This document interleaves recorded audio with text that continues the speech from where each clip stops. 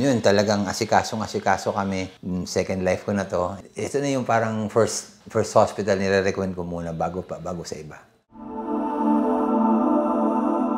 Alan Tracy Villarosa, 50 years old. Na-confine ako April 1 to 4 for GERD. And then sabi nung doctor ko doon, magpa-check ako sa cardio.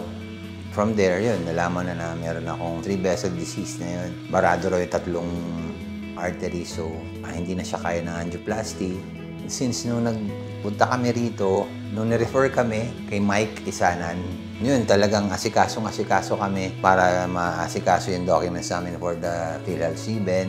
Nung na-confine ako nung June 26, hanggang lumabas ako last Friday, talagang sobra yung asikaso. Yung team nila Nurse Arlette, siyempre sa lahat ng doctors, salamat.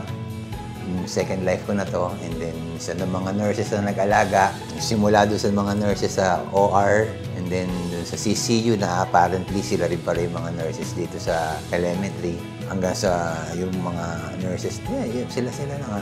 Salamat talaga at sa pag-alaga. Ito na yung parang first hospital nire-recommend ko muna bago sa iba.